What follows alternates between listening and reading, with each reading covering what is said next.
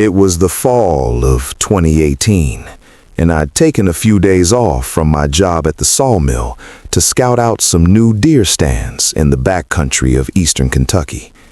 The leaves were turning that deep crimson and gold, carpeting the forest floor like a warning not to tread too far. I'd grown up in these hollers, knew the ridges and creeks like the veins on the back of my hand. But even locals like me understood that the deeper you went, the more the land started to feel like it had its own secrets, old ones, buried under layers of coal dust and forgotten feuds. My truck was parked a couple miles back at the end of a gravel road that hadn't seen maintenance since the mine shut down in the 80s.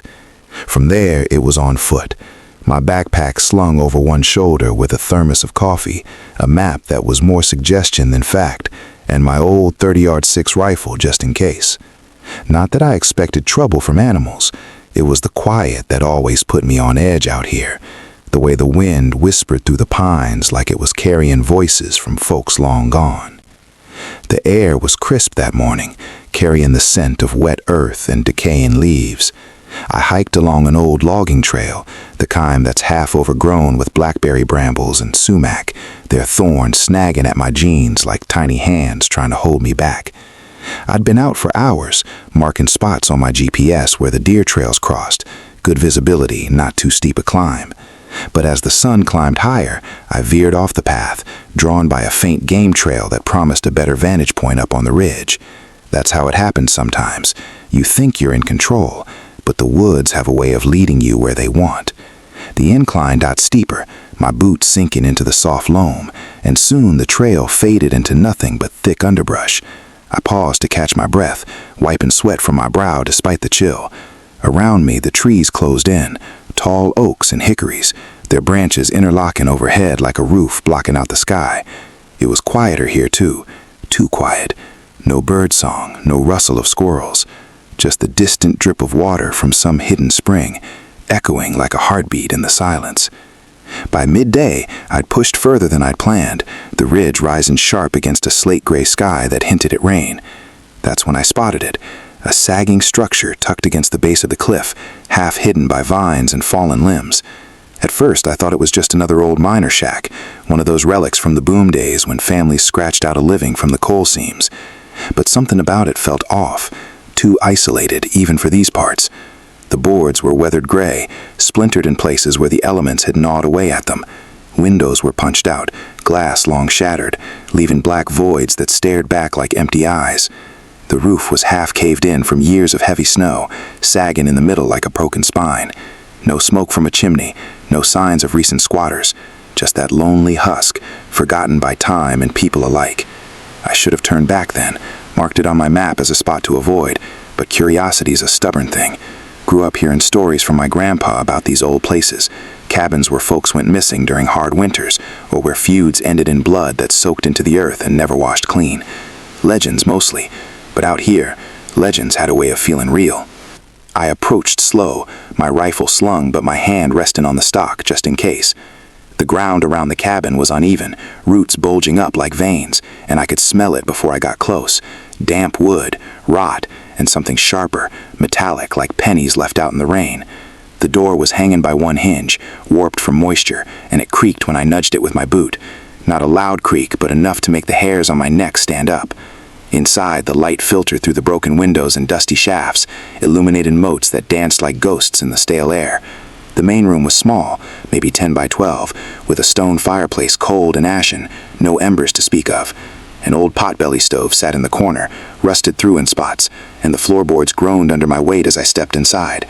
That's when I saw the stains, dark, rusty smears across the warped pine planks, starting near the center of the room and trailing toward the back wall, like something heavy had been dragged. Not old stains either. They looked fresh enough that the edges hadn't fully crusted over, glistening faintly in the dim light. My stomach twisted, that metallic scent hitting me stronger now, unmistakable. Blood. A lot of it. I froze there, heart picking up pace, scanning the room for more. In the middle sat a single wooden chair, tipped over on its side, legs splintered like it had been kicked hard. Around the base, rope fibers were knotted tight, coarse hemp, frayed at the ends, as if someone had struggled against them.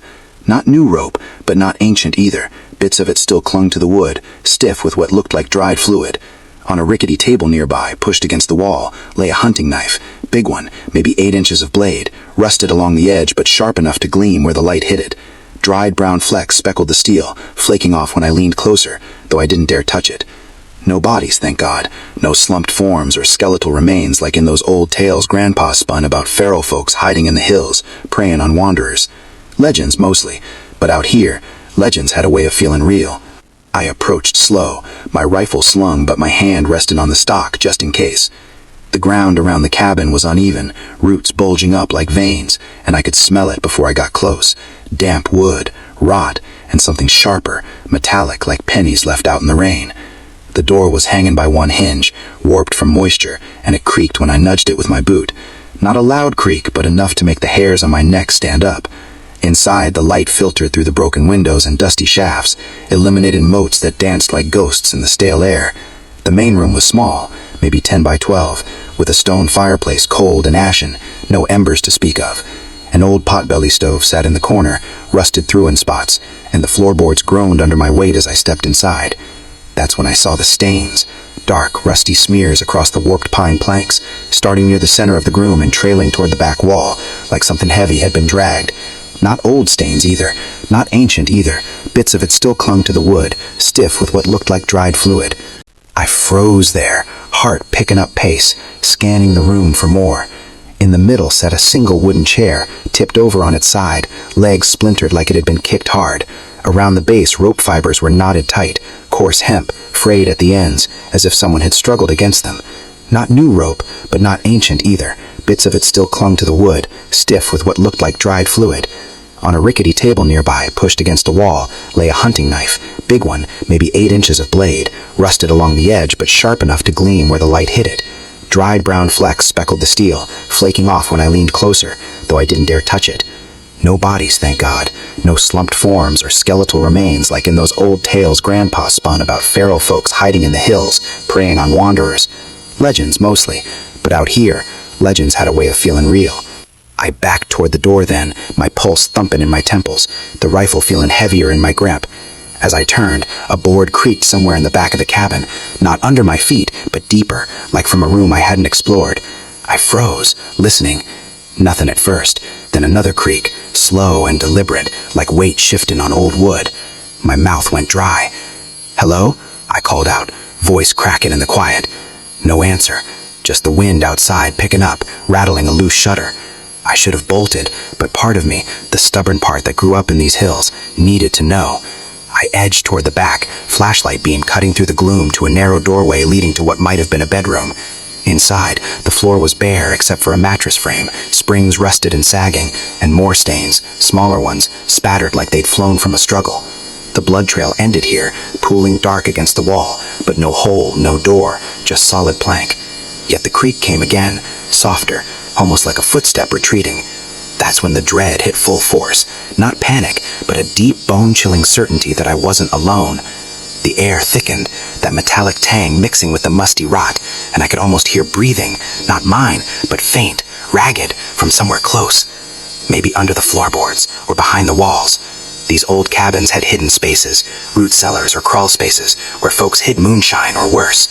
I swung the light down, spotting something explored near the stain, pried up just enough to reveal darkness below. No way was I lifting it. Whatever was down there could stay buried. I backed out fast, door banging behind me as I stumbled into the daylight. The woods looked different now, shadows longer, trees leaning in like they were closing ranks.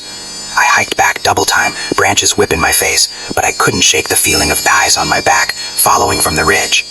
When I got home that night, I poured a stiff drink and sat on the porch, staring into the dark.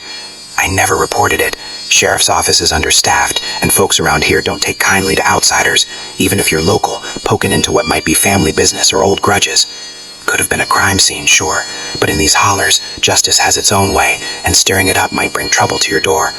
Besides, what would I say? Found blood in an old cabin, no body, just a feeling. They'd laugh me off, but it stuck with me, that place.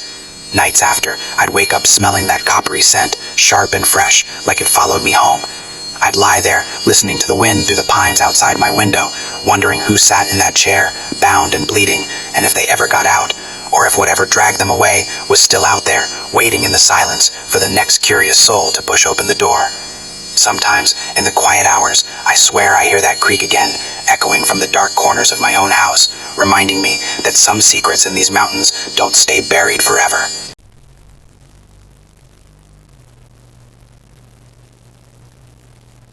It was the spring of 2003, and the rain had finally let up after weeks of soaking everything.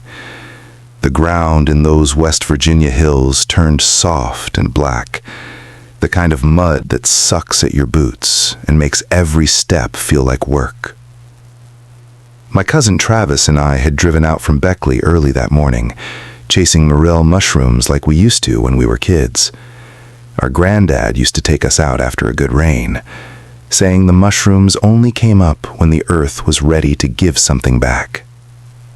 We figured the wet spring had primed the woods just right, so we parked the old Ford at the end of a 2-track logging road near the Virginia line, shouldered our packs, and started walking.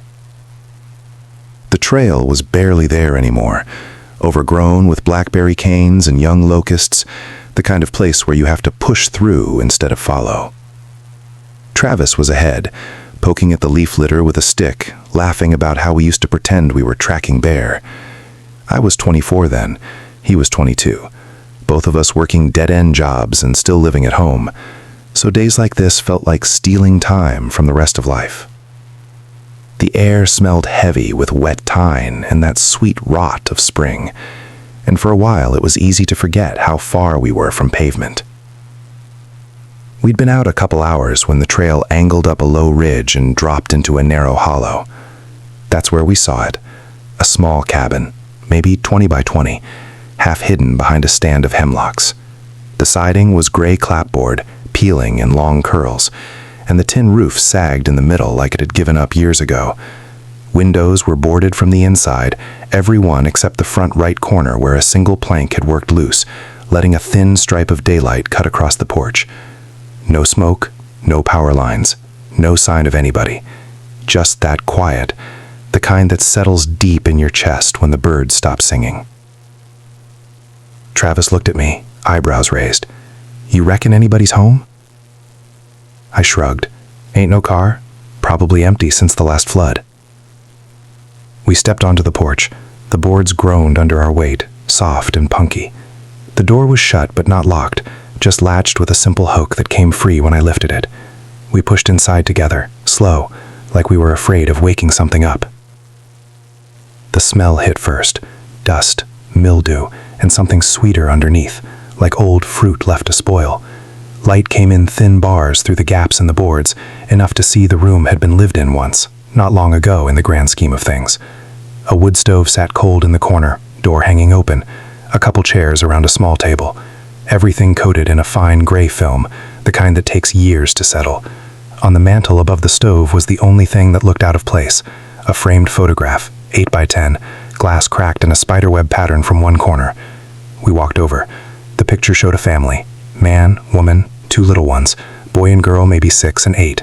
They were standing on the porch of this same cabin, arms around each other, smiling the way people smile when the day is good and the future feels certain. Someone had written the date in black marker across the bottom, July 4th, 1987. The glass was scratched deep, deliberate gouges running across every face, long vertical lines that turned smiles into something ruined. Not random scratches either. They were careful, like whoever did it wanted to erase the people without breaking a frame. Travis let out a low whistle. "That's messed up." I didn't answer. I was looking at the rest of the room. In the far corner, half under a tipped-over stool, lay a child's shoe. Little red sneaker, size maybe 6, laces still tied. The toe was dark with stains that had soaked through the canvas, dried to a rusty black. I felt my stomach turn over, slow and heavy. We moved into the kitchen area, 4 place settings on the table, plates, forks, glasses. The food was still there, green beans gone to black slime, cornbread crumbled to dust, meat that might have been ham once, now a shriveled gray lump. Flies had long since come and gone. The plates weren't broken, the chairs weren't overturned. It looked like the family had simply stood up in the middle of dinner and walked out, leaving everything behind. No blood, no signs of a fight, just absence. I pulled out my old flip phone and took a picture of the family photo, flash lighting up the scratches for a second. Travis fronted a stack of newspapers on the counter, yellowed, dates from the late 80s. A calendar on the wall still showed July 1987. The days crossed off one by one until the 4th, then nothing after. We didn't stay long. The quiet was starting to press in, the way it does when you realize you're the only thing breathing in a place that used to have life. We stepped back outside, closed the door, and hiked out the way we came. Neither of us talked much on the way back to the truck. When we got home that night, I plugged the phone into the computer to look at the picture I'd taken. The faces were gone. Not scratched out, not like in the original, blurred, smudged like someone had stood directly in front of the lens when I snapped the shutter.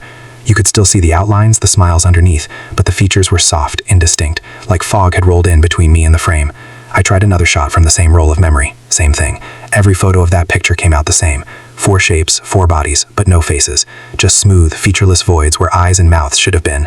I showed Travis the next day. He stared at the screen for a long time, then shook his head. That ain't possible.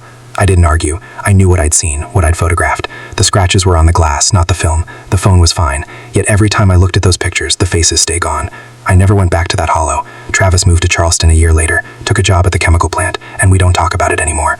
Sometimes I drive the back roads near the Virginia line, telling myself I'm just looking at the leaves or checking on an old fishing spot, but I never take the trail. I know it's still there. The cabin, the table set for 4, the shoe in the corner, the photo on the mantel with its ruined faces. I know the quiet is still waiting, patient as stone, for someone else to walk in and feel that same wrongness settle over them. At night, when the house is still and the wind moves through the trees outside my window, I sometimes think about that family. I wonder if they really walked away or if something kept them from leaving. I wonder if the scratches were done in anger or sorrow or something colder. Most of all, I wonder why the faces in my pictures disappeared. Why whatever was there that day decided it didn't want to be remembered, even through a lens. I still have the phone buried in a drawer. I haven't turned it on in years, but I know if I did, those pictures would still be there. 4 smiling shapes, 4 bodies standing on a porch, and nothing where the faces should be. Just empty space, quiet and waiting. The same quiet that lives in that cabin, in that hollow, in the deep places of these old mountains where people sometimes go in and don't come back the same.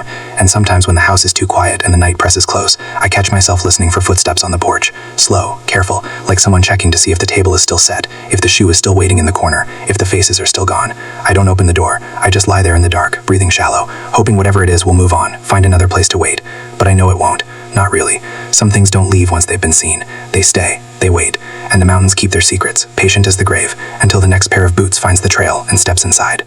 It was late summer of 2022, and the heat had settled into the North Carolina mountains like a heavy quilt nobody could shake off. My buddy Marcus had bought 20 acres up near the head of a hollow outside Boone. Old timberland mostly, with a few flat spots he swore would make a good house site. We'd been clearing brush for weeks, chainsaw screaming, brush hog chewing through blackberry thickets, sweat stinging our eyes. The plan was simple: get the trees down, burn the slash, level the ground before the fall rains turned everything to mud. Marcus wanted to build something solid, something that would last longer than the people who tried to make a living here before. We'd been at it maybe 10 days when we found the cabin. It wasn't on any map, not even the old topo sheets Marcus kept in his truck. Just a low shape half swallowed by grapevines and Virginia creeper, sitting maybe 50 yards off the main clearing, tucked against a rock outcrop like it was trying to hide. The roof had caved years ago, dropping the tin in crumpled sheets across what used to be the porch. Foundation stones were cracked and heaved up by frost, making the whole thing lean slightly, as if the ground itself had decided it didn't want the house anymore. Windows were gone, long since broken or boarded, and the door had rotted off its hinges, lying flat in the weeds like a fallen flag. Marcus laughed when he first saw it. Hell, maybe we can salvage the stone for the fireplace. I didn't laugh. Something about the way the vines had grown over it felt deliberate, like the woods had claimed it and didn't want company. But we needed a break from the saws, so we pushed through the undergrowth, boots crunching on dead leaves and broken glass. Up close, the place smelled of wet stone and old pine, the kind of damp that never quite dries out. We stepped over the fallen door frame into the main room. Light filtered through holes in the roof in thin, dusty shafts. The floorboards were mostly gone, rotted through or pried up long ago, leaving bare dirt packed hard by time. A rusted cook stove sat crooked in one corner, door hanging open like a slack jaw. No furniture, no personal things, just emptiness, and that smell. We were about to leave when Marcus kicked at a pile of vines near the back wall.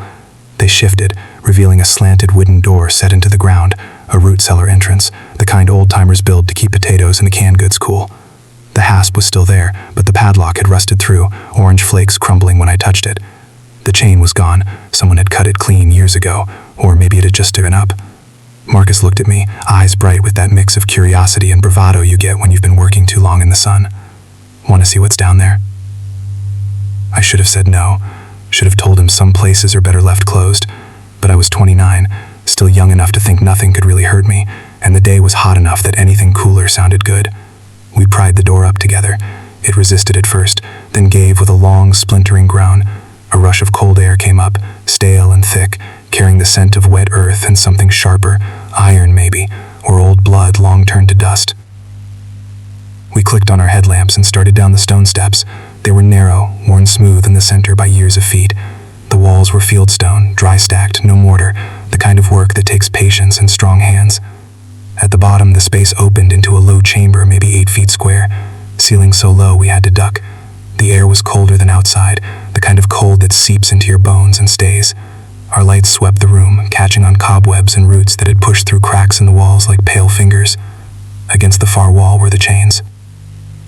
Heavy iron, links as thick as my thumb, bolted deep into the stone with massive eye bolts that had been driven in and then peened over so they could never be removed without a torch. 4 sets of them, each ending in manacles, old-fashioned cuffs, hinged and riveted, the insides crusted with dark flaking material that might have been rust and might have been something else. The chains were long enough for a grown man to stand or sit, but not to reach the steps. They hung slack now, pooled on the dirt floor like shed skin. Neither of us spoke for a long minute. I could hear Marcus breathing, shallow and quick. My own heart was thudding against my ribs, steady but loud in the silence. I stepped closer, careful not to touch anything. The floor around the chains was worn smooth, scuffed in a rough circle about 6 feet across. Someone had paced here, or struggled, or both. Nearby laid a pile of rags, once clothes maybe, denim, cotton, faded plaid, torn at the seams, stained dark in patches. No buttons, no zippers, just scraps, like they'd been worried apart over time. I crouched down, shining my light across the floor. No bones, no bloodstains that I could see, just that deep, even wear, the kind that takes years to make. The chains didn't rattle when I looked at them, but I kept expecting them to, kept waiting for some small sound to prove they were real. They were. Cold iron, heavy, bolted in like they were meant to stay forever. Marcus finally broke the quiet. Jesus, what the hell is this? I didn't answer. My mind was running through every story I'd ever heard about these mountains. Moonshiners hiding stills, families keeping secrets during hard times, people who'd gone missing and never turned up. There were old tales about folks who'd been taken in the night, about men who'd come back from the war different, about women who'd been shut away for shame or madness. I'd always figured most of it was just talk, the way people fill silence with stories when the land won't give answers.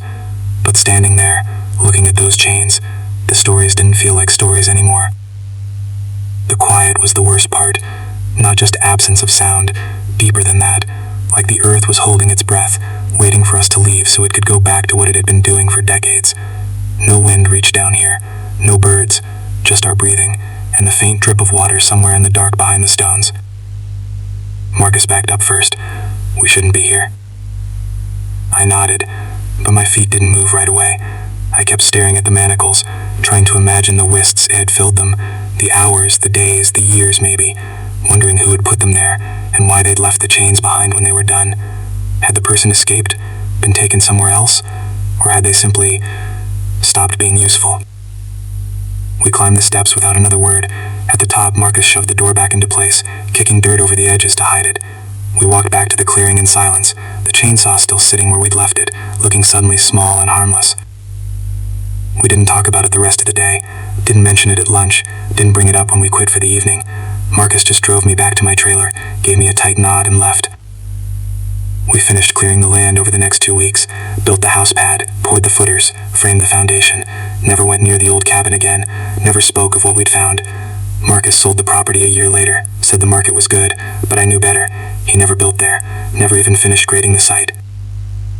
I still drive past the turnoff sometimes, late at night when the road is empty, and the pines lean close over the blacktop. I don't stop. I don't look too long.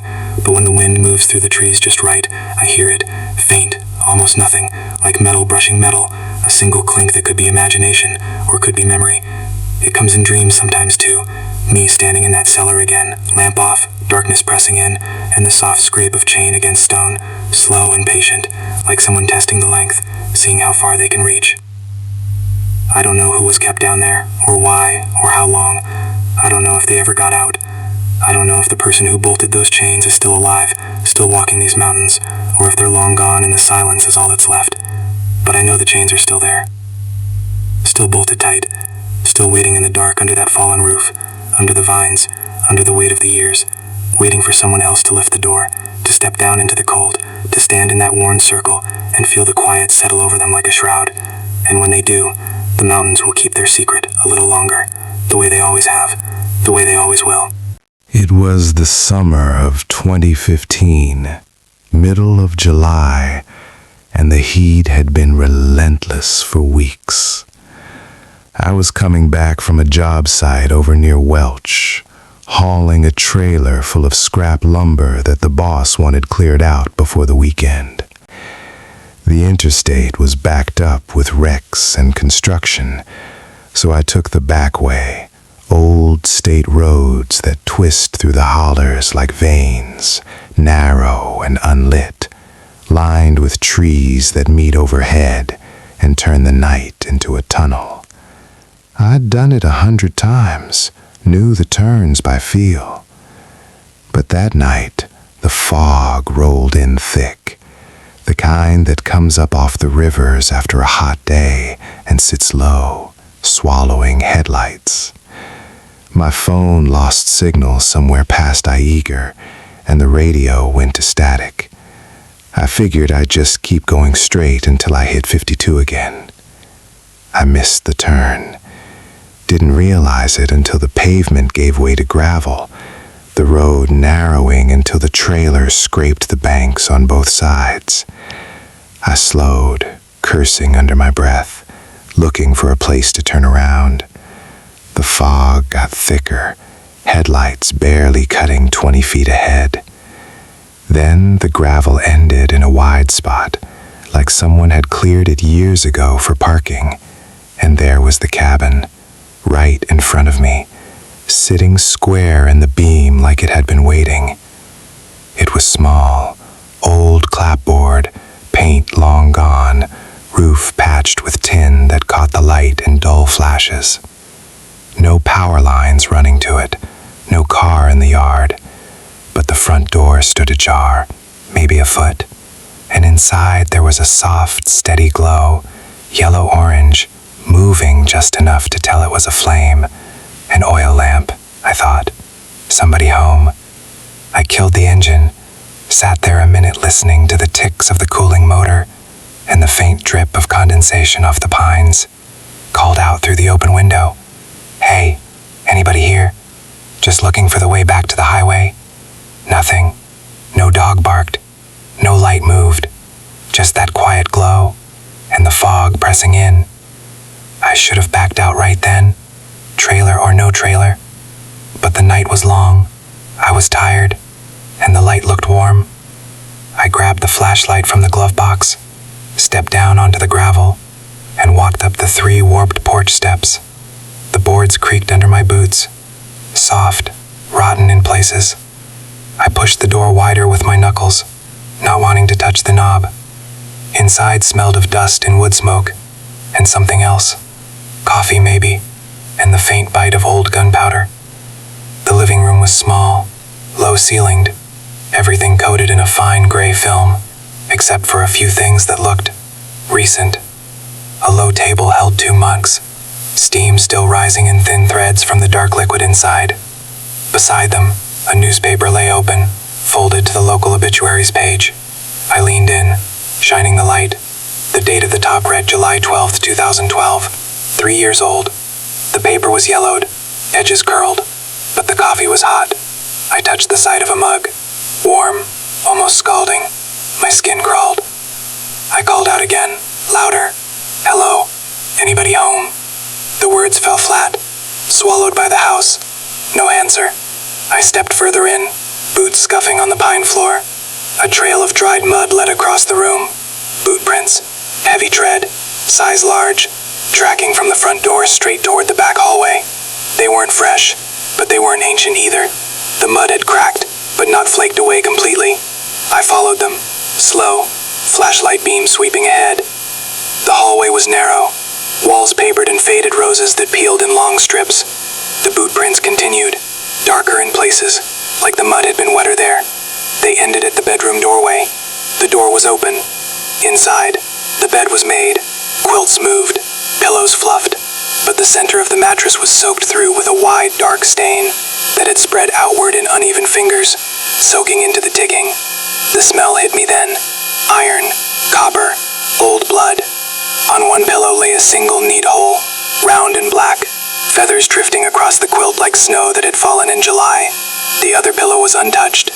No body, no shell casings, no gun, just the hole, the stain, and that lingering sharp scent of burned powder hanging beneath the dust. My heart was in my throat now, beating so hard I could feel it in my ears.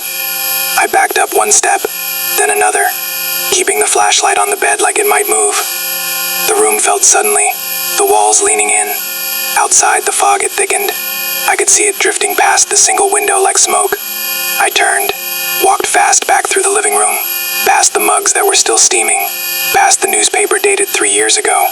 I didn't touch anything, didn't want my fingerprints anywhere near this place. At the door I paused, looked back once. The lamp on the side table flickered, wick low, glass chimney smoked black. The flame dipped, almost went out, then steadied again. I stepped onto the porch, pulled the door shut behind me, not all the way, just enough to leave it the way I'd found it, ajar, inviting.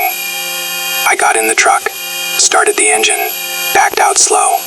The trailer dropped the bank once, tires spinning in the gravel, but I got it free. The road out felt longer than the road in, the fog thicker, headlights useless.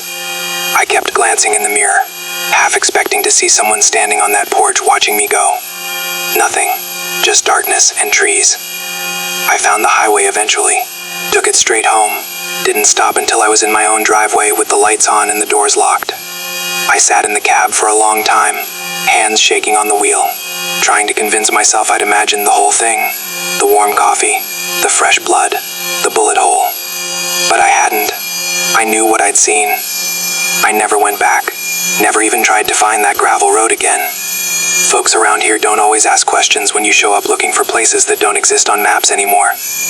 I told myself it was an old crime scene, maybe a domestic that ended bad years ago, and someone, squatters, kids, whoever, had kept coming back, keeping the lamp lit, making coffee, pretending the place was still lived in. Or maybe it was something else. Maybe the house itself had a way of holding on to what happened inside it, replaying the last moments over and over, waiting for someone to walk in and see. I still drive those back roads sometimes, late at night when the traffic thins and the fog comes up. I tell myself I'm just taking the scenic route, but I know I'm looking. Not to find it again, I don't want that, but to make sure it's still there, still quiet, still waiting. Because if it's gone, if the woods finally swallowed it, then whatever happened inside might be finished. And if it's not, if that door is still ajar, that lamp still burning, that bed still stained, then the story isn't over. It's just paused, waiting for the next pair of headlights to catch the porch, the next set of boots to step inside, the next person to smell the coffee and the powder, and realize they've walked into something that hasn't let go yet. Sometimes, when the house is too quiet, and the wind rattles the windows, I hear it, a faint creak of floorboards, the soft clink of a spoon against ceramic, the dull thud of a body hitting a mattress. Not loud, just enough to make me sit up, listen, wonder if I locked the door tight enough. I always did. But some doors don't need keys. Some doors stay open on their own, and some nights when the fog rolls in thick and the back roads call, I wonder if I really left that cabin behind, or if part of me is still standing in that hallway, flashlight shaking, staring at the blood, knowing I should have run sooner, knowing I should have never stepped inside at all. It was late October last year, the kind of fall where the leaves hang on longer than they should, brittle and red, waiting for the first hard frost to knock them loose. I'd driven up into the Tennessee Smokies alone, telling myself it was just a day hike, a chance to clear my head after the divorce papers finally came through. My grandfather had grown up in these parts, born in a hollow not far from Cades Cove, raised on stories of the old ways before the park swallowed everything. He died when I was 12, never talked much about his childhood, just stared off into the trees sometimes like he was listening for something far away. I'd inherited his old topographic maps, yellowed and brittle, and one of them had a faint pencil mark circling a spot deep in the backcountry, no trail leading to it, just a tiny X labeled Home Place. I figured it was worth seeing, maybe find a few pictures for the family album nobody would ever look at. The drive took longer than expected. The road turned to gravel, then to nothing but 2 ruts through the rhododendron. I parked where the truck would still turn around, shouldered my pack, and started walking. The air was cold, sharp with the smell of balsam and wet stone. Leaves crunched underfoot, loud in the quiet. I followed the old map as best I could, contour lines leading me up a narrow ridge, then down into a bowl where the trees grew thicker, blocking out most of the light. By the time I spotted the cabin, the sun was already low, slanting through the canopy in thin gold bars. The place was smaller than I expected. Single pen, maybe 16 by 20, roof mostly caved in, rafters exposed like ribs. Walls leaned outward, held up only by the weight of fines and time. The porch had rotted away entirely, leaving the front door hanging a foot above the ground, frame splintered. I stood there a long minute, listening. No birds, no wind, just the soft tick of leaves falling, one by one, onto the tin scraps below. I told myself I'd take a quick look, snap a few photos, and head back before dark. I climbed up onto what remained of the threshold, boots careful on the sagging floor. Inside smelled of damp wood and mildew, the kind of smell that gets into your clothes and stays. Light came through holes in the roof, patching the floor in shifting patterns. Most of the furniture was gone, probably hauled off by scavengers or rotted into the earth, but the place still felt lived in, the way abandoned houses sometimes do, like the people had just stepped out for a minute. A rusted cook stove stood crooked in the corner, a shelf hung at an angle, empty jars still lined up like they were waiting for canning season that never came. And scattered across the floorboards, half buried in leaves and dust, were pages, dozens of them, torn from a spiral notebook, handwriting uneven, ink faded but legible in places. I knelt, picked up the first one. The paper felt fragile, like it might crumble if I breathed too hard. The entry started simple. Dates in the early 70s, short notes about weather, firewood, the price of feed at the store down in Townsend. A man's hand, careful, deliberate. Then the tone shifted. Entries grew shorter, words pressed harder into the page. Heard steps on the porch again last night. Heavy, slow, stopped right outside the door. Another, went out at first light, no tracks, ground too hard, but the boards were warm. I read on, heart picking up. Found blood on the threshold this morning, not mine, thick, dark. Wiped it up, but it came back the next night, same spot. I sat back on my heels, breath shallow. The handwriting was shaky now, letters slanting like the writer was writing in the dark or in a hurry. Page after page described the same pattern, footsteps approaching after midnight, pausing at the door, then retreating into the woods. No knocking, no voices, just the slow creak of weight shifting on the porch, then nothing. He wrote about sitting up with a shotgun, lantern low, listening until dawn, about finding more blood, smears on the doorframe, drops on the steps, once a full handprint pressed into the dust beside the woodpile. He never saw who or what left it, never heard anything but the steps. I gathered the pages, stacking them carefully, brushing off dirt. My fingers were cold, trembling a little. Near the bottom of the pile was the last sheet, no date, just a single line, underlined twice. They came back tonight. I left the door open. Below that, a long smear of red across the paper, dark enough to have soaked through to the next page beneath. Not ink, something thicker. The edge of the page was torn, like it had been ripped out in haste. I stared at those words until they blurred. My grandfather's name was Elias. He'd signed his letters the same way, capital E with a long tail, the S hooked like a question mark. The handwriting matched. Not close, exact. The same slight tremor in the downstrokes, the way he crossed his T's low. I'd seen his old letters, kept in a cigar box my mother never threw out. Same hand, same man. But he'd never talked about any cabin like this. Never mentioned living alone in the Smokies after he left the farm. He'd moved to Knoxville when he was 20-something, worked at the aluminum plant until he retired. Died quiet in a hospital bed with the TV on low. That was the story. That was all we knew.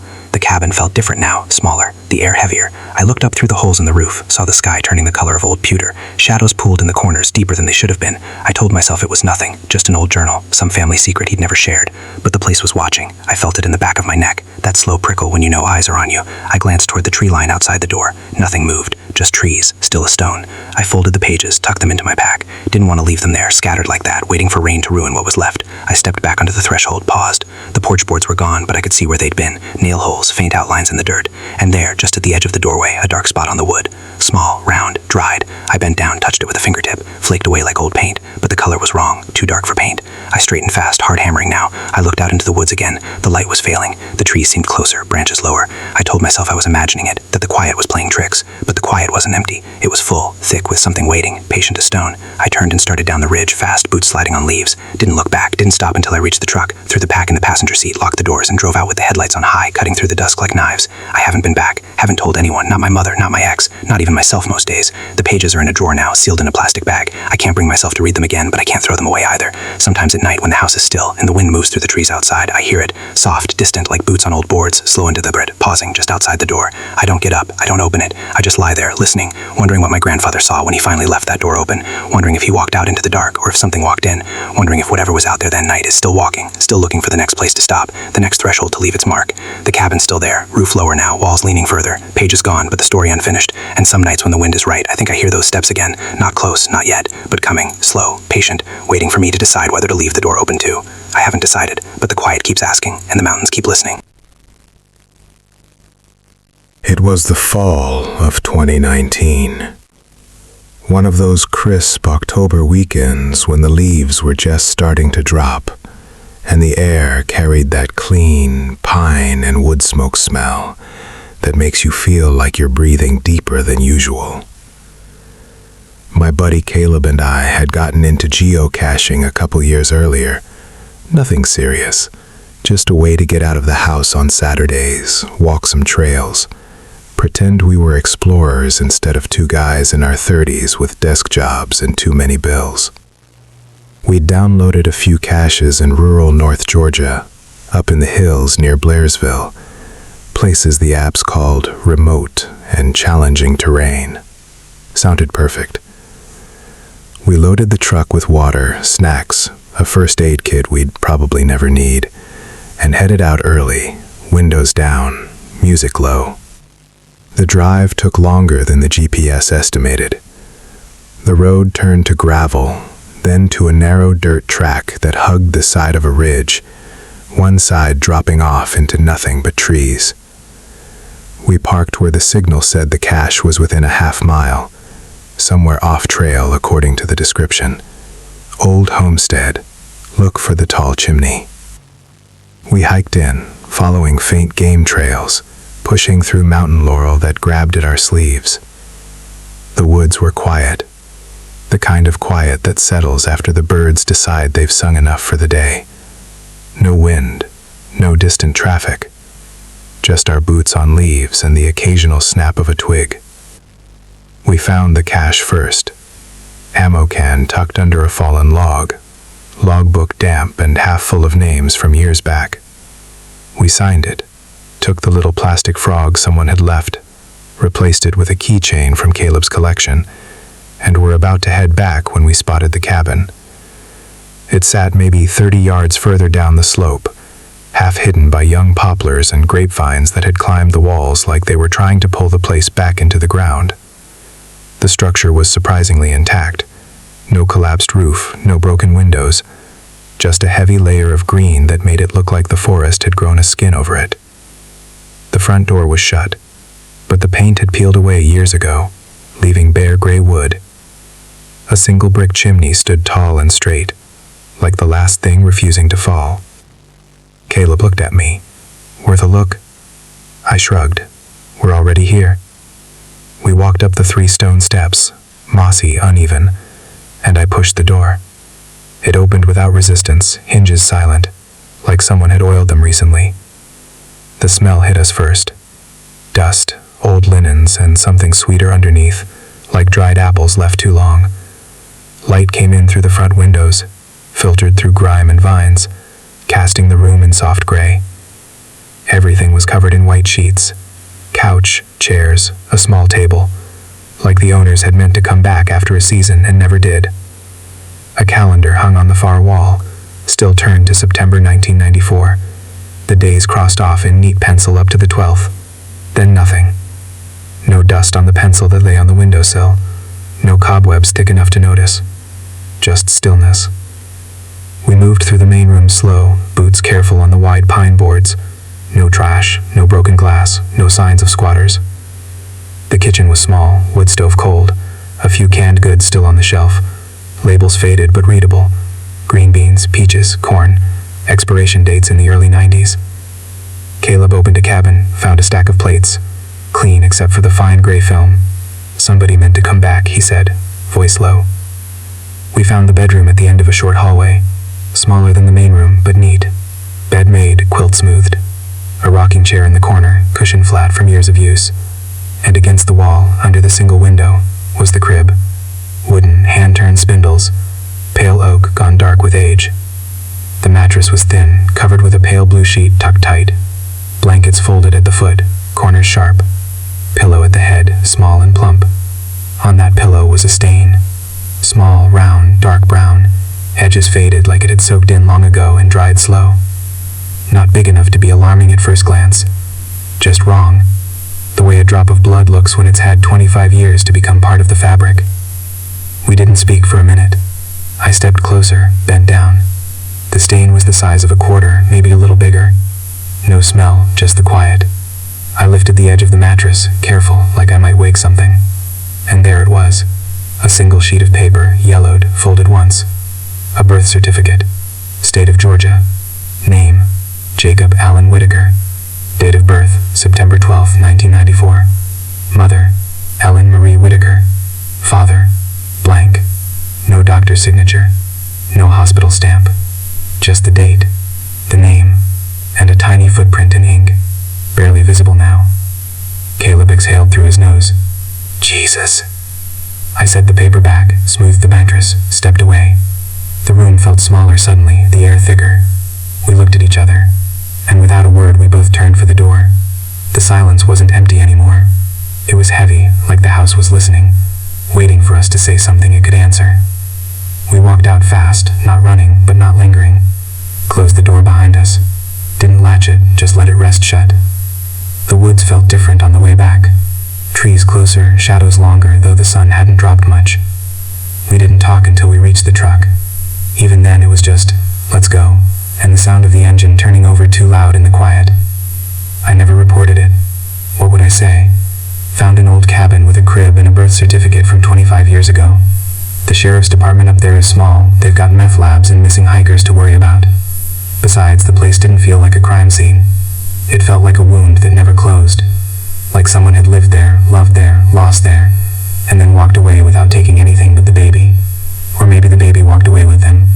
Or maybe something else happened on that September day in 1994, and the house never let go of the moment. I still think about that crib. The neat blankets, the perfect fold of the sheet, the way the pillow held the shape of a small head that hadn't rested there in decades. Who rocked it? Who sang to the boy named Jacob?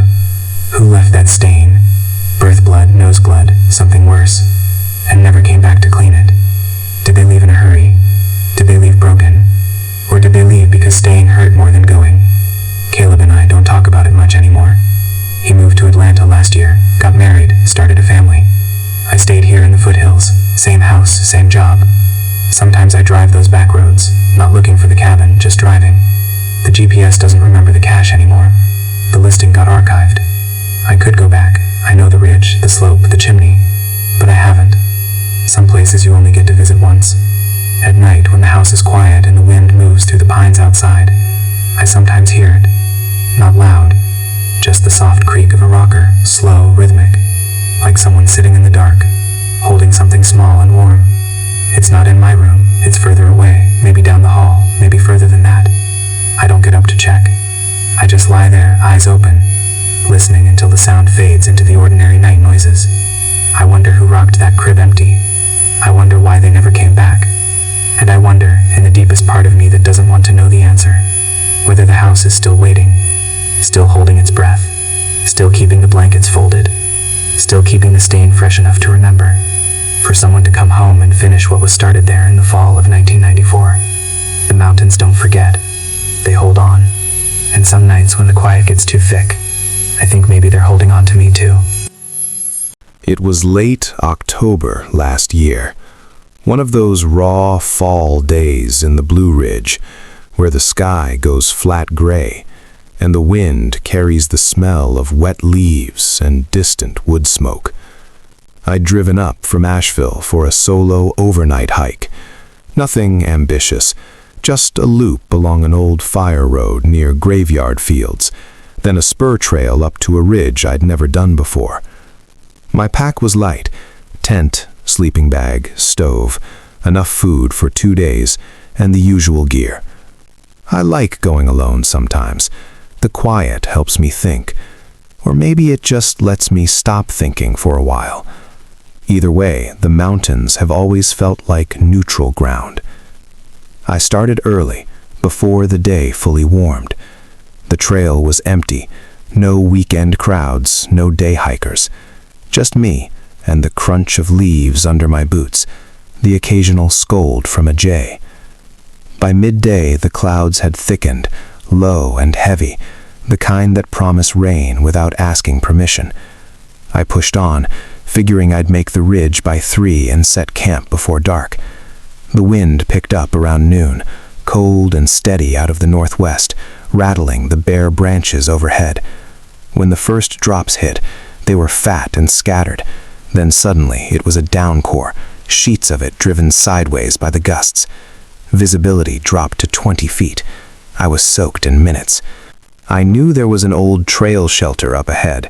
Nothing fancy, just a lean-to some CCC crew built in the 30s. But I never reached it. The trail had become a creek, water rushing over the rocks, and I missed the turnoff in the gray. Instead, I kept climbing a side ridge, following what looked like an old logging skid until it dead-ended at a clearing. There, half hidden by young hemlocks and blackberry, sat the cabin. It was small, maybe 12 by 16, clapboard siding long gone to gray rot, roof patched with mismatched tin that rattled in the wind. The door had come off its hinges years ago, lying flat on the porch like a dropped flag. One window was boarded, the other broken out, shards still clinging to the frame. I hesitated. The place looked like it hadn't seen a visitor in decades, but the rain was hammering now, and my jacket wasn't doing much anymore. I stepped up, careful on the spongy boards, and ducked inside. The interior was dim, lit only by the gray light leaking through gaps in the roof and the open door. The floor was pine, warped and black with age, scattered with leaves and mouse droppings. A stone fireplace took up most of one wall, cold and choked with ash. No furniture, except a broken chair in the corner and a few shelves that had pulled away from the studs. The air was thick with mildew and the sharp scent of wet wood. Rain dripped steadily through a dozen holes in the ceiling, pattering into shallow puddles on the floor. I shook water from my pack, set it against the wall, and stood there dripping, trying to decide whether to wait it out or push on. That's when I saw the knife. It was embedded in the far wall, just above the wainscoting, buried almost to the handle. A full-tang hunting knife, big blade, maybe 8 inches, driven straight in with force. The handle was wrapped in strips of dirty cloth, stained dark brown, the kind of stain that doesn't come from dirt. The blade itself was bent near the tip, curved like it had struck something hard and unyielding. Bone, maybe, or metal. Around the knife, the drywall, or what passed for it in an old place like this, was gouged in frantic arcs, long scratches radiating outward, as if someone had tried desperately to pry the blade free after it was stuck. The marks were deep, splintered, some of them tearing chunks of plaster away. No blood on the wall itself, at least not that I could see in the low light. Just those scratches and the knife, frozen in place like a punctuation mark at the end of a sentence no one finished. I stood there a long minute, water still dripping from my hood, staring. My first thought was practical. Some hunter got mad, drove his knife into the wall in frustration, then couldn't get it out. But the bend in the blade didn't fit that story. You don't bend a good steel knife by hitting drywall. And the cloth wrap, why wrap the handle unless you were gripping it hard? Maybe for leverage, maybe in panic. I stepped closer, careful not to touch anything. The knife was old, rust along the exposed edge, but the part buried in the wall looked cleaner, like it hadn't been exposed to air in a while. The gouges around it were fresh enough that the plaster dust still clung to the floor beneath. Outside, the rain eased a little, but the wind kept howling, driving water in through the broken window. I glanced around the rest of the room again. No other signs of violence, no overturned furniture, no broken glass beyond the window, no blood trails. Just the quiet drip of rain and the faint creak of the roof settling. Yet the place felt unfinished, like something had been interrupted mid-act and never resumed. I felt the hairs on my neck lift, that slow prickle you get when you realize you're not as alone as you thought. I told myself it was nothing, just an old cabin, an old knife, old stories the mountains keep. But I didn't touch it, didn't even try to pull it out. Something in me said no, said that whatever force had driven that blade in wasn't done with it yet, and the right hand hadn't come along to finish the job. I backed away slow, picked up my pack, and stood by the door, watching the rain thin to a steady drizzle. The sky was still low, but the worst had passed. I could make it to a better campsite before full dark. When the drops slowed to almost nothing, I stepped out, pulled the door as close to shut as it would go, more out of habit than anything, and started down the ridge. I didn't look back, didn't want to. The trail was slick, but I moved fast, boots sliding on wet leaves, heart still thudding harder than it should. By the time I reached the main fire road, the sun was trying to break through, weak and pale. I set camp that night in a familiar spot near a creek, built a small fire, ate, and tried to convince myself the knife was just a curiosity, something to tell friends about later over beers. But the words wouldn't come right. Every time I thought about it, I saw the bend in the blade, the frantic gouges, the cloth wraps soaked through. I finished the hike the next day, drove home, showered until the hot water ran out. Life went on, work, groceries, the usual. But the knife stayed with me. Not loud, not nightmares, not constant fear, just there, a quiet weight. Sometimes, when the house is too still and the wind rattles the windows, I'll catch myself listening for a sound I can't name. The soft scrape of metal on plaster, the faint creak of someone testing the grip on a wrapped handle. I tell myself it's imagination, the way old places get under your skin. But deep down I know better. That cabin is still up there, roof leaking, walls leaning, knife still buried in the drywall, waiting. The gouges haven't healed. The bend in the blade hasn't straightened. And somewhere in these mountains, someone, or something, is still carrying the memory of what happened in that room. Maybe they'll come back for it. Maybe they never left. Maybe the next time a hiker takes shelter from the rain, they'll find the knife gone, the wall smooth, and a new set of scratches somewhere else. I don't go back. I don't even drive that road anymore. But on quiet nights, when the rain taps the roof like it did that day, I think about that blade, stuck deep, bent, wrapped in stained cloth, and I wonder whose hand it was made for, whose hand will finally pull it free, and what it will do when it's out. I remember that day in the summer of 2021 like it was etched into the back of my eyelids, the kind of memory that surfaces in the quiet hours when the house creaks and the wind whispers through the pines. I'd taken a week off from my job at the hardware store in Roanoke, figuring I'd scout some new fishing spots along the creeks in southwest Virginia. The New River area had always been my go-to, but I wanted something off the beaten path, away from the weekend crowds with their coolers and loud radios.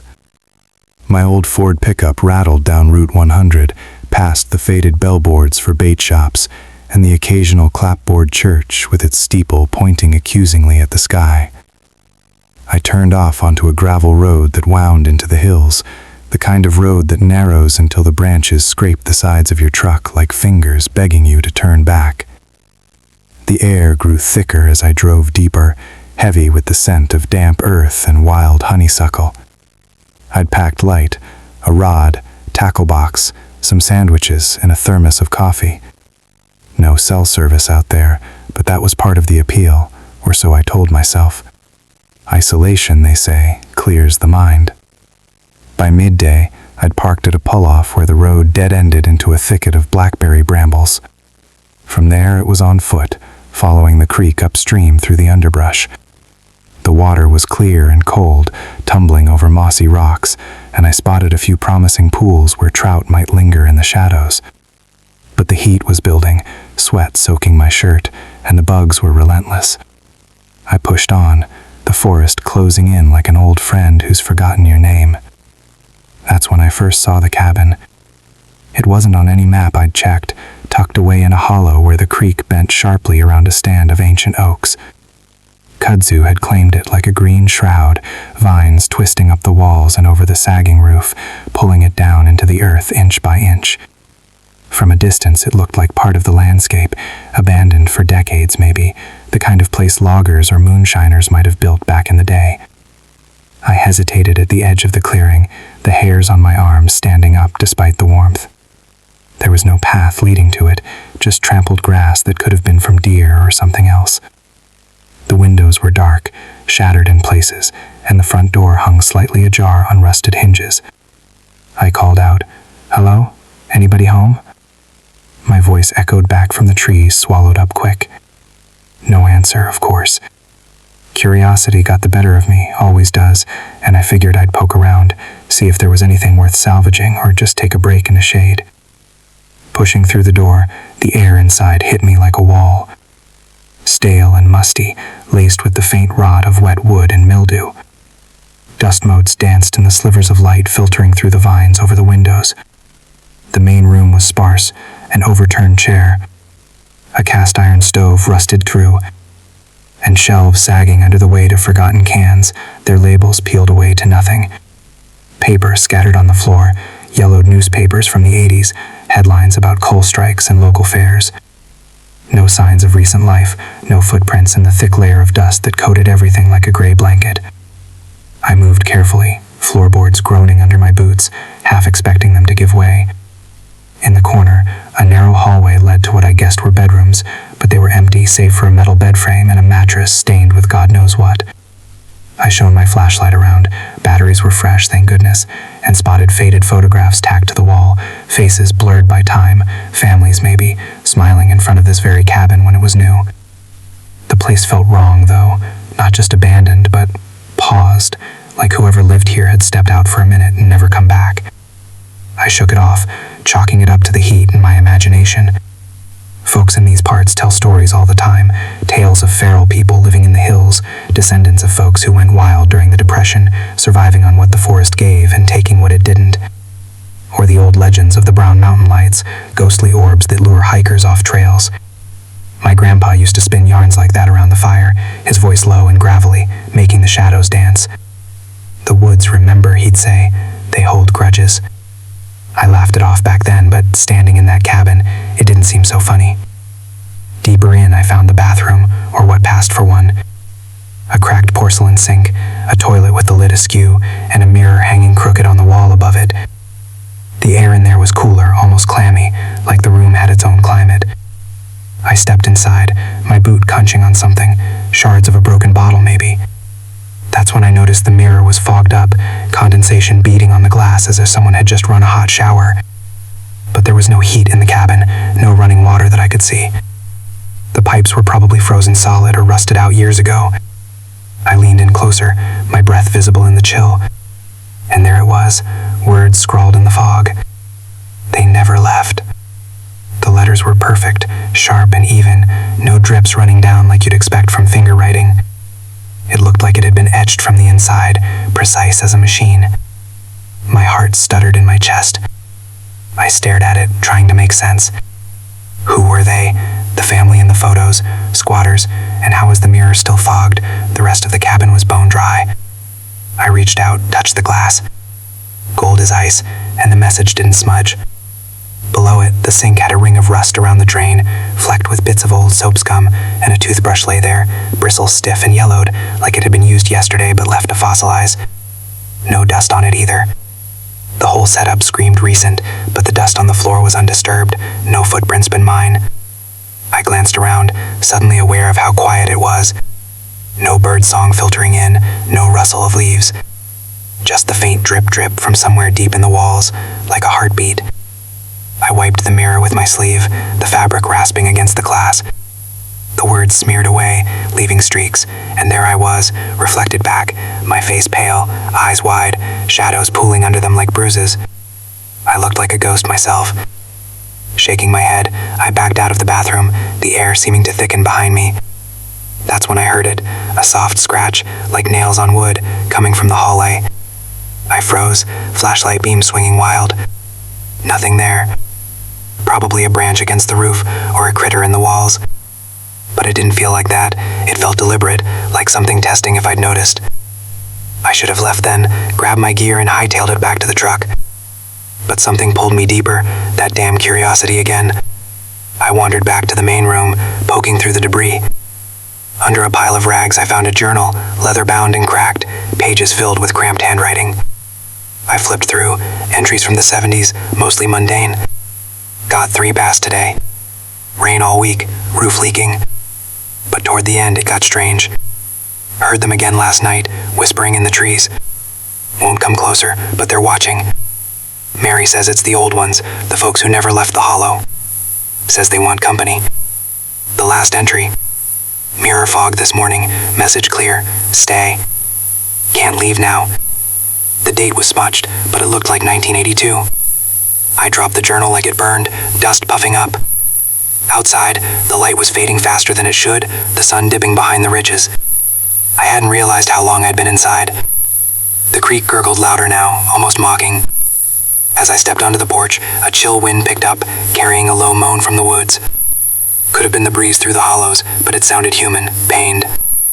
I scanned the tree line, half expecting to see eyes glinting back. Nothing. But the feeling of being watched clung to me like kudzu.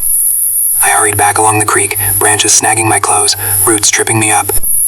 Once, I swear I heard footsteps paralleling mine, soft and deliberate, just out of sight. I didn't look back. By the time I reached the truck, my hands were shaking so bad I dropped the keys twice. The engine roared to life, and I bails out, gravel spitting.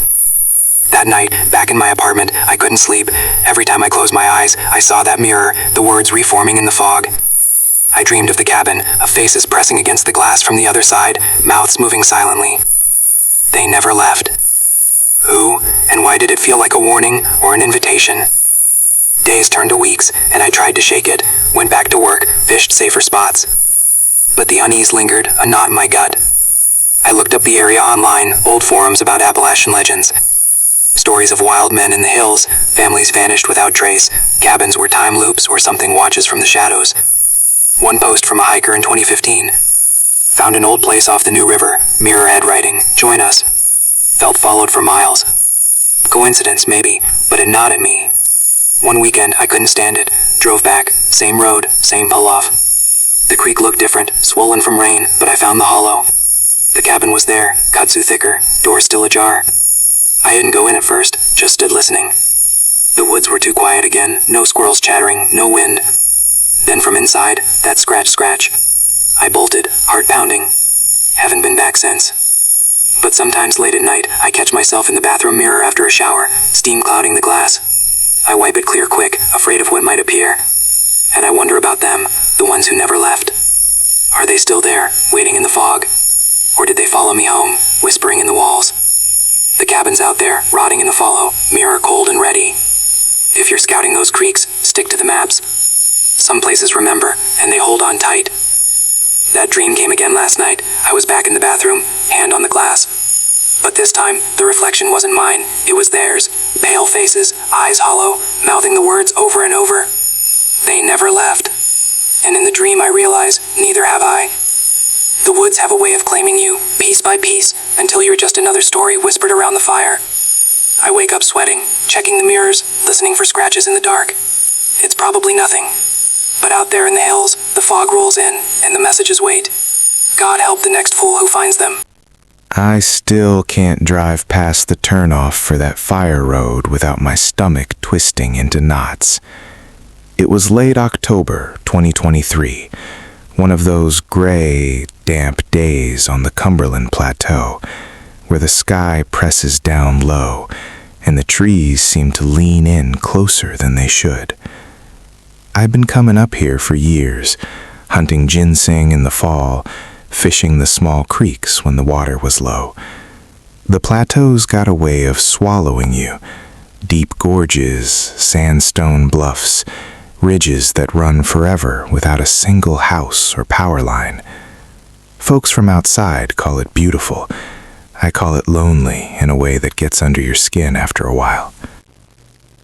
That day I was following an old Forest Service map, looking for a new spot where the hemlocks were thick and the streams ran cold.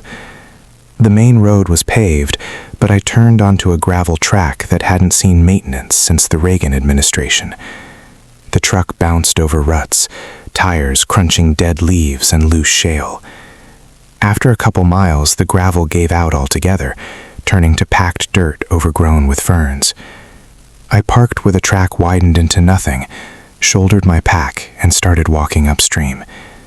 The air smelled of wet pine and decaying oak. No birds singing, just the occasional drip from the canopy and my own boots on the ground. I almost missed the cabin. It sat back off the creek, maybe 50 yards, half hidden behind a stand of rhododendron so dense it looked like a green wall. The roof sagged under a blanket of moss and fallen branches. The chimney cracked like an old tooth. Windows dark, one pane busted out and patched with cardboard long ago gone soft and brown. The place had that look of something left in a hurry decades back, maybe a hunting camp from the 60s, or a miner's place before the coal played out. I stood there a long minute, listening. Nothing. No wind, no squirrels chattering, just the creek murmuring like it had secrets. Curiosity got me. Always does. I pushed through the rhododendron, thorns snagging my jacket, and stepped onto the porch. Boards groaned but held. The door was unlocked, swollen in the frame. I gave it a shoulder, and it popped open with a sigh of stale air.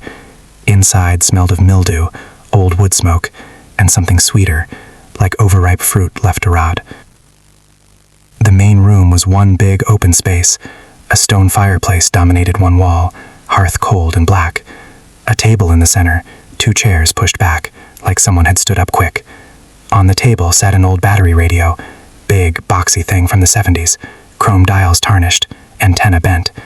The dial was tuned to what looked like 100.1, but the needle sat in the middle of nowhere, between stations. I figured it was dead, but when I stepped closer I heard it, a faint hiss, soft as breath on a window pane. No batteries in the compartment, wires hanging loose, yet the static kept coming, low and steady, like a signal trying to punch through from far away. I stood there staring at it, the sound crawling up my spine. I told myself it was residual charge or something mechanical, some old capacitor holding a ghost of power, but deep down I knew better. The plateau has places where things linger. That's when I noticed the shoe, one woman's pump, black, heel snapped clean off, lying on its side near the table leg. The leather was scuffed, the sole worn thin. Around it, on the dusty floorboards, a dark trail started, then at first, then wider, leading toward the back of the cabin. Not footprints exactly, more like something had been dragged, leaving a smear that had dried to a rusty brown.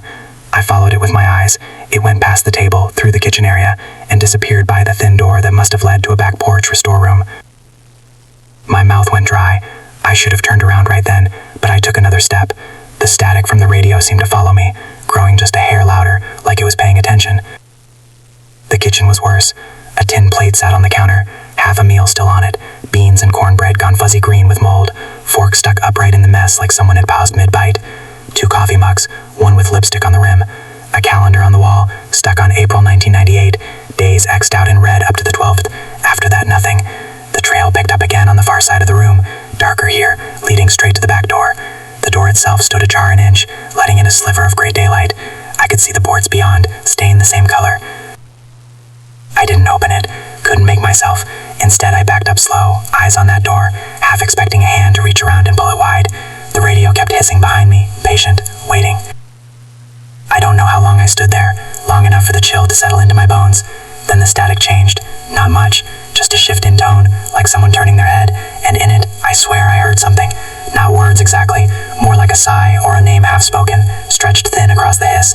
It sounded female, tired, afraid. My legs moved before my brain caught up. I turned and walked out fast, not running. Running would have made it real, but moving quick enough that my breath came sharp. The rhododendron clawed at me again on the way out. I didn't look back. The walk to the truck felt longer than the way in. Every snap of a twig made me flinch. The creak sounded different now, louder, like it was trying to drown out the quiet. When I finally reached the truck, I locked the doors, started the engine, and drove out without stopping until I hit pavement. That night I lay in my bed in Crossville, windows open to the cool air, and listened. The house was quiet, too quiet, and then, in the spaces between crickets and distant dogs, I started hearing it again. That low hiss, not loud, not coming from anywhere specific, just there, like background noise in my own skull. I told myself it was tinnitus, or the power lines, or imagination, but it kept on, soft and insistent, the same rhythm as the radio in the cabin. Weeks passed. I avoided the plateau, stayed on the safer side of the mountain, fished stocked ponds, hunted public land with other people around. But the sound followed, not every night, just when I was alone, when the house settled and the wind died. I'd wake up at 3 a.m. with it in my ears, faint, patient. Sometimes it felt like it was trying to form words, a question maybe, or a warning, or just a plea to be heard. Last month I went back, not inside the cabin. I couldn't bring myself to cross that threshold again. I parked farther out, hiked in from a different ridge, stayed in the trees. The cabin looked the same, maybe a little more collapsed, roof lower, vines thicker. From where I stood, hidden, I could see the back door still ajar. The dark trail on the porch had faded, washed by rain, but I knew it was there under the dirt. I listened. The radio was still hissing. I could hear it even from that distance, carried on the still air like smoke. I stayed until dusk, until the light turned that bruised purple and the trees started blending together. Nothing moved, no one came out, no lights, just the hiss, steady as a heartbeat. I turned and left, but I know it's still there. The radio, the shoe, the half-eaten meal, and whatever made that trail, whatever sighed into the static when no one was supposed to be listening. Sometimes I sit on my porch late, radio off, phone silenced, and wait for it. The hiss comes, soft, familiar. I don't try to answer anymore. I just listen, wondering what it was trying to say back then, in that cabin, when someone left in a hurry and never came back. Wondering if it was a goodbye, or a come find me, or something worse. The plateau keeps its secrets close, and some of them, once you hear them, don't ever really stop talking. Here are a few images that capture the kind of isolation and decay I saw that day. And this one reminds me too much of that dark smear on the floorboards. I don't go back anymore, but I hear it still, and I wonder if somewhere in the static, it's still waiting for someone to pick up the other end.